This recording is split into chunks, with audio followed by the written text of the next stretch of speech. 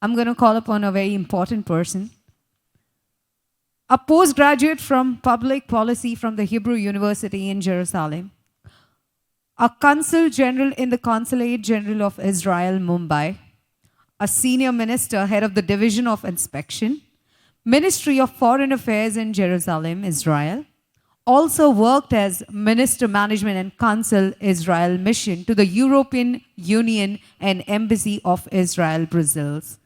He has held positions of Chancellor and Consul Embassy of Israel, Stockholm.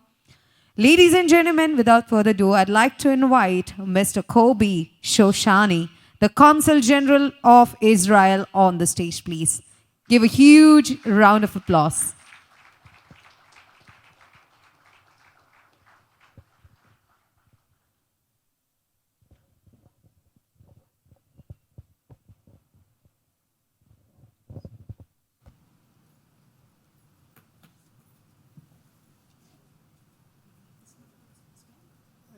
That's enough, no? Yeah, I think so.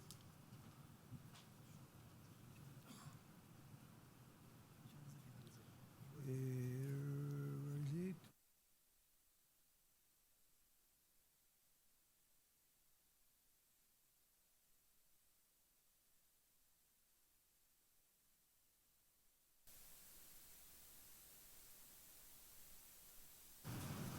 Good morning to everybody. And after the last lecture between diplomacy and military, it's quite going to be boring to speak about water. But I have to start, and I thought before I came, how shall I start this conversation? But I think that the Jal Jeevan mission, I've heard about the Jal Jeevan mission before I came to India. It's not a question of water.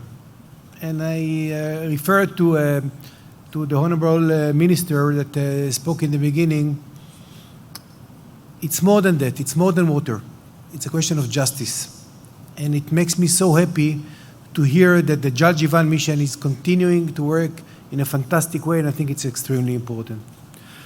Water in Israel is not a question of, politics or it's a question of necessity. I remember as a child that we suffered from a lack of water. It was not a joke. I remember that my mother, when I entered to take a shower, she told me, "You have 7 minutes to finish." I told her, "But it's not enough." I said, "No, this is the order of the government. We don't have water. We have to save water." And even afterwards, during the years, we suffered from a lack of water. Even to clean the cars with a hose was a mission which is not legally okay because it spent a lot of water. And we took a bucket and cleaned the cars. We didn't have a choice. Since our existence, David Ben-Gurion, which was the leader and the founder of the State of Israel, understood that water is not a question of only drinking. It's a security question. It's a question of social agriculture, everything is connected to water. What I'm going to say today, and I have 25 minutes, less 3 minutes that I've started my speech, I would like to say something which is not, I assume that not everybody will like. No, I'm not coming with a criticism, definitely not to the policy of my country, definitely not to my beloved India, and I'm coming with big love. But I'm just trying to say something that it will bring maybe solution. I don't know. Maybe it's F5. Correct me if I'm wrong. Okay. India and Israel have the same problem. We are sharing not a lot of water. I've heard the minister say that India has around an average in all over India 1,200 millimeter a year. Israel is around 800, depend of the regions, of course. We are suffering from mountains and deserts. We are suffering from near to the sea, far from the sea. Even here in Maharashtra, you can see that there is some areas behind, inland in Maharashtra, which like Marathwada, you suffer from water. But this is a key issue in Israel, and it's a key issue in India. But the solution is not the same. I'm so happy to say that Israel today solved the question of the water after so many years. But I'm not saying that our system can be implemented in India. We have to be modest. If you see the map, I just come back a little bit. I don't know if you can see the map of Israel inside the map of India. We are very small. I live almost in the end of Israel, in the east side of Israel, not far from Jerusalem. If I take my car and drive fast, probably I find myself in the Palestinian Authority or in Jordan. If I'm going to the other side, within 40 minutes, I'm going to be in the sea. Then the size is extremely important. Then in 2000 and in 2001, it was a catastrophe years in Israel. I remember that because Israel became dry. Not a lot of rainfalls, and the government they thought what to do. And they thought that to solve the problem by a very, very unique way, by the desalination. But eventually, in 2002, 1 year after, it was a fantastic year. Like it was in India. The monsoon was fantastic. And the Ministry of Finance told the government, listen, let's postpone the idea and wait for the next years because we don't have budget right now. It was a fantastic year. We have a lot of rains. No. The answer is no. Water is a question of security. Today is a good year. Tomorrow, 5 years, they are not good. And you have to find a solution. The solution in Israel, it's a variety of solutions. But the first thing is water management. You have everybody needs to understand that in order to control the water, you need a water management. And whether you like it or no, it has to be controlled by the central government. I know that, it's a huge country, but the idea, India doesn't have something which I don't think it's good. They don't have a water law. In Israel, in 1953, David Ben-Gurion decided it's going to be a law of water. The water does not belong to me. I cannot pump water from the ground. It's illegal in Israel because the water belongs to the state. The management of the water in Israel is very limited, very small. Here in India, and I tell you frankly, I'm running from office to office, a lot of ministers dealing with water. The Minister of Water Supply, the Minister of Water Resources, the Agriculture Minister, the Minister of Industry, everybody connected to water this way or another. And it's the central government and the local governments. It's too complicated. And I think that it's of course a question of political decision, but I think that you should think about it. Eventually, the state needs to see the whole state. The water belongs to Maharashtra or Gujarat or Madhya Pradesh or even Punjab. It belongs to the state. It belongs to the people. And they have to look at it in a holistic way. Sorry to move. I've mentioned about agriculture, and I think also the minister mentioned the same thing. In Israel, first of all, in India, 65% of the people are dealing with agriculture. It's a lot. In Israel, it's around 7 point. Why? Because of technology. Now, I'm not coming right now to say it's good or bad. I'm always said that in order to feed 1.4 billion people, to give them to drink and to take a shower, to 1.4 billion people, to give them a work, it's a very complicated situation. It's not easy. It's a big challenge. Now, I know that water is a political issue. I tell you frankly, whether you like it or not, the prices of the water in India is nothing. Compared to Israel, is ridiculous. Now, I'm not saying right now that tomorrow morning the government needs to make the prices up. This is not what I'm going to say. I'm not going to, of course, to to even recommend. I know what is the meaning of water in India, especially for the agriculture. But in between, I think we can do something. We can do something with technology, but we can do something with the political or with the policy makers. First of all, quotas. Why the quota of people in India, it's around 110 or 120 cubic meter? It's too much. You know, in Israel, it's 80. It's enough. Why we need to change the quota without even to raise the price of the water in 1 rupee? Why we need to do it? Because you need to give me the incentive to save water. Me as a person. It's a hard decision. You know, I pay the same, fortunately or unfortunately, here in Mumbai, I don't pay money. Because, you know, it's a government house, everything paid by the government. But even that I don't pay money for the water. In my residence, and believe me, I'm not living in a poor neighborhood. I save water because it's part of my character. And I think the most idea is to save water, to give me, okay, instead of taking 45 minutes shower, I can take 15 minutes. It's okay. The water I save here, it can go to agriculture. That's the first point. The second thing is also, the minister mentioned it, it's the drip irrigation. Instead of, you know, using a lot of consumption of water, like sugar cane and of course rice, you can do it with drip irrigation. There is the possibility to do so. That's the second thing.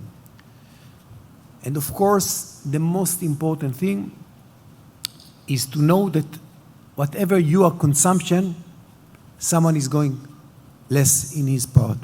And I saw people without. Technology is fantastic. And I think that without 24 hours current, water current in the pipes, it's going to be a big problem. I tell you why. 2 reasons for that. The first reason, if you don't have 24 hours, it's going to be cracks in the pipelines. And the second thing, when you start the water, the pressure make changes of all these valves and meters, which make a lot of problems. And why I'm telling you that? I'm telling you that because I think that one day I live in a very small municipality, not very small, 20,000 people. It's not a lot, but it's quite not far from Jerusalem. It's a good.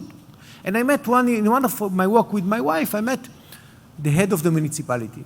And he spoke to me and I said, you know, I don't know what to do. And I told him, what is the problem? And he told me, you know, I need to change all the pipelines underground. I said, then what is the problem? Change it. I said, but you as a citizen of this community, you will not see, you see only big mess. You will see a lot of, you know, digging in the ground.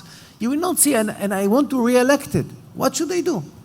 But eventually, in the end of the day, infrastructure is extremely important. Sometimes you don't see it, and I think that the ministry do a fantastic job here. I saw the pipelines coming up from the lakes to Mumbai. Listen, it's state of the art, what you did here. It's fantastic. But leaking is a big problem in India. Not from the lakes to the city and to purification. Inside. Because nobody everybody wants to re-elect. They don't want to see, you know, digs in the roads. They want to see eventually water in the pipes. But you know how many water going to lose or lost in India? A lot. Also in Israel, but I think we are number 1 in the world with that.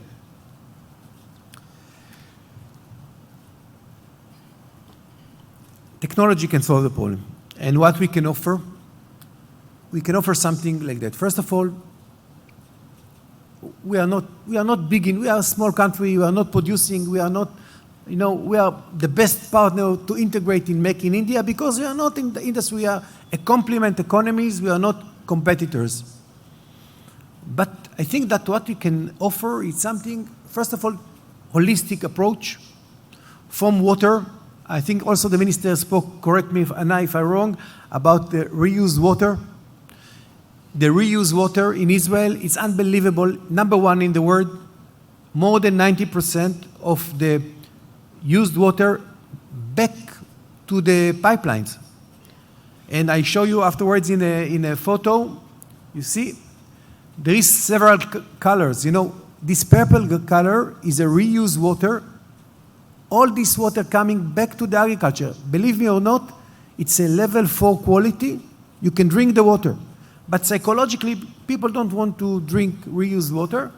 Then it's back to the agriculture. Along with drip irrigation, this is a solution. Satellites. From the satellites, and believe me or not, whether, because I was skeptical, you can see if there is a leaking in the pipes. Technology. Meters, whether you like it or not charge you. The meter has an extremely important, I tell you a story.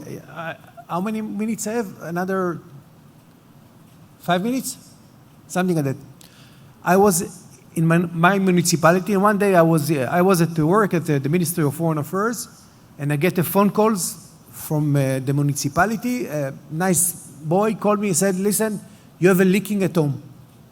I said, how do you know that I have a leaking at home? I said, listen, you have a leaking at home. I see, according to the meter, that in your house, there is a leaking. Go and check. I called my wife. I said, they told me that. Can you check? I said, I don't see anything. Everything looks fine. I called him. I said, listen to me. You made a mistake. No leaking. I said, listen, you have a leaking. Probably he was right. The leaking was under the ground, one of the pipes under the floor.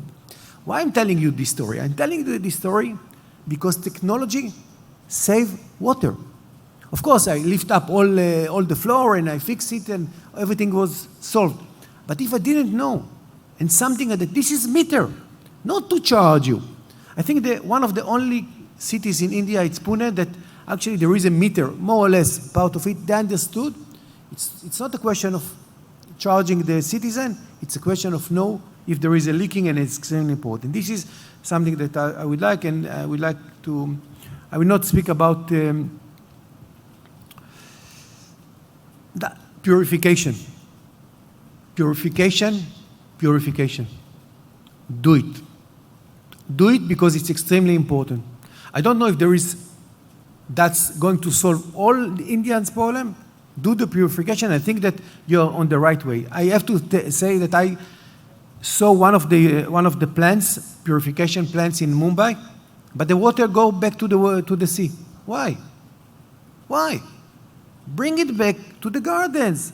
Bring it back to the homes. Do it. I mean, you have to think about a holistic approach along with agriculture.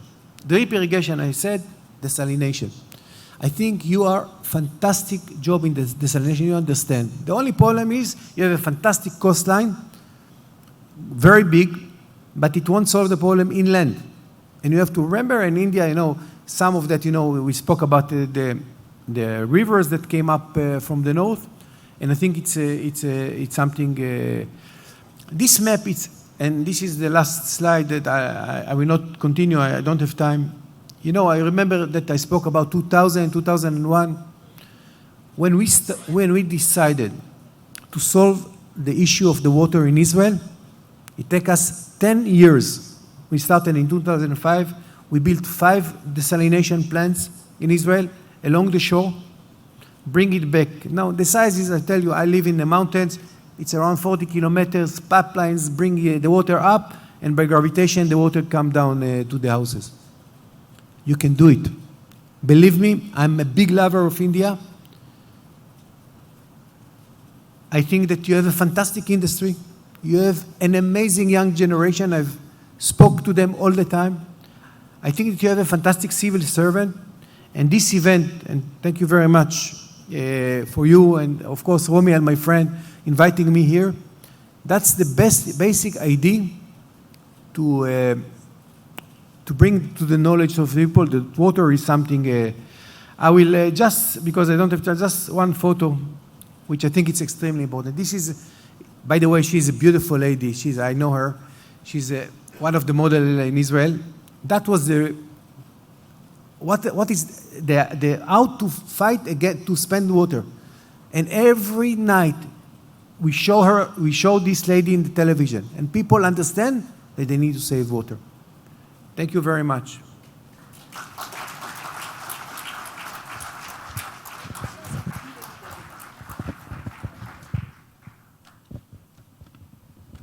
Thank you, Mr. Shoshani. Now I'd like to invite Dr. Pagi to please come on the stage and felicitate. So please. Thank you very much, sir, for explaining the concept of water metering as a matter of value, not a matter of price. You said it rightly. Unless you attach value to it, which is critical for every natural resource that we use, we will not know where we are losing. Thank you very much, sir. On behalf of Bramha-Research-Foundation, I heartily thank you and offer, as a token of appreciation, a small plaque.